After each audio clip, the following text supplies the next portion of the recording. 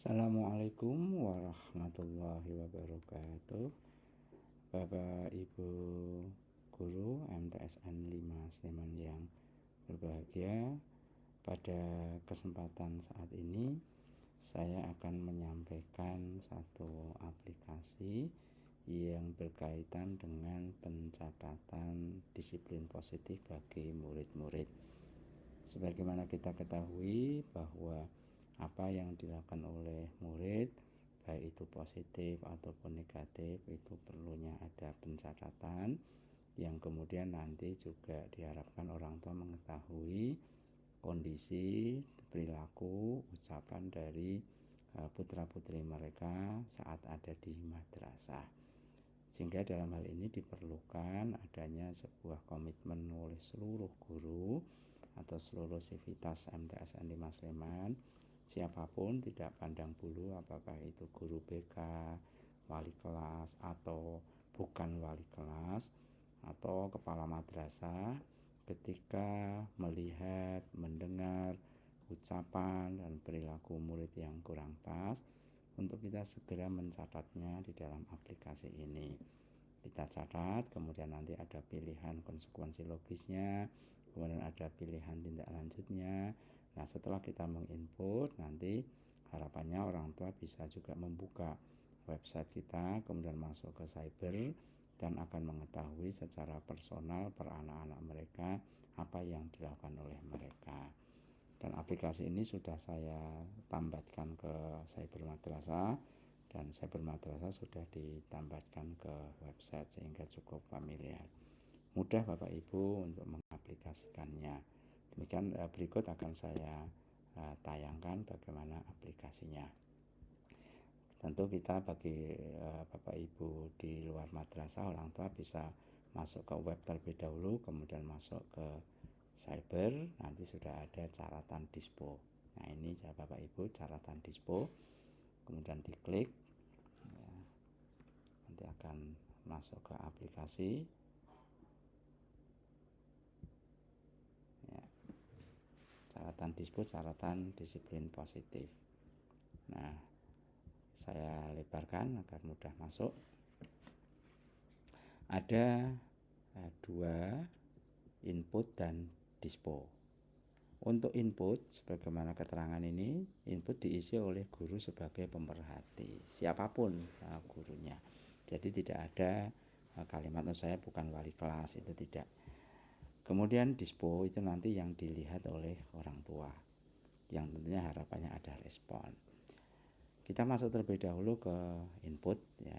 Misalnya saya input kelas 7A. Bapak Ibu guru masuk ke sini. Ini saya sudah membuat sampling misalnya. Ini baik positif atau negatif ya.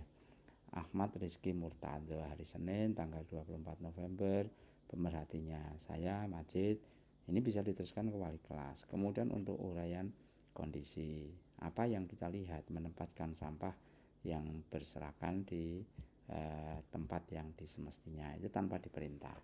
Kemudian untuk konsekuensi logisnya atas perilaku anak itu kita bisa milih ya. Dari sini ada bentuk konsekuensi logis dari nomor 1 sampai 14. Mari kita cocokkan. Sikap anak seperti itu tentu perlu mendapatkan apresiasi langsung. Bagus nak, bagus mbak ya. Kita acungi jempol, bagi anak itu sudah merupakan apresiasi. Kemudian prestasi itu atau perilaku itu ditindaklanjuti, dicatat dalam daftar prestasi. Monggo wali kelas bisa memantau hal ini juga. Ini juga tinggal milih ya, tinggal milih bentuk tindak lanjut ya. Dicatat ini. Kalau Bapak Ibu akan merubah ya tinggal dirubah nomornya, misalnya nomor 3. Nah, ini mau dirubah juga demikian untuk pilihan konsekuensi logis, pilihan KL nomor 3 misalnya. Ini misalnya nanti mulai dipublish di kebaikan di upacara. Demikian juga ketika misalnya ini saya misalkan ya, anak berperilaku yang kurang baik misalnya juga pada hari Senin juga, tanggalnya juga sama ya, misalnya 24 November, kemudian pemerhatinya masih sama misalnya, diteruskannya ke guru BK. Ini manual kalau ini. Kemudian ini misalnya yang bersangkutan atau YPS berkata kurang sopan. Nah, seperti itu. Nah, kemudian konsekuensinya logisnya apa? Nah, di sini kita cari ya, murid meminta maaf kepada guru, berarti nomor 6 ya. Kemudian tindak lanjutnya apa? Ya, kita cocokkan cari. Nah, kemudian dipantau oleh bimbingan konseling, itu nomor 6 ya. Jadi Bapak Ibu tidak perlu menulis. Nah, setelah guru mencatat atau menginput kejadian seperti itu, maka kalau orang tua di rumah akan melihat misalnya pada nomor 1 dan nomor 2 itu membuka dispo kelas 7A. Nah, nomor 1 ini Ahmad Rizky Murtado menempatkan sampah yang berserakan, murid dipublish kebaikan di upacara, dipantau tindaknya dibuatkan flyer prestasi. Pemerhatinya saya diteruskannya ke wali. Untuk anak nomor 2 ya, tadi nama nomor 2 Almira Lintang Sajindra. Nah, yang bersangkutan berkata kurang sopan. Murid minta maaf kepada guru, dipantau bimbingan konseling. Pemerhatinya Majid diteruskannya ke BK. Nah, dengan harapan seperti itu orang tua akan tahu, oh anak saya itu ketika di madrasah kadang berkata seperti itu. Ini perlu ketelatenan Bapak Ibu guru semuanya. Namun dengan harapan bahwa karena sudah terpantau anak-anak akan semakin baik ya, sebagaimana orang kadang lebih takut terhadap CCTV daripada pengawasan yang sifatnya melekat ke ukhrawiyan. Ini sebagai upaya kita untuk mengarahkan betul anak-anak pada perilaku yang berakhlak karimah. Ini itu seperti itu. Nah, maka ini saya hapus dulu nanti biar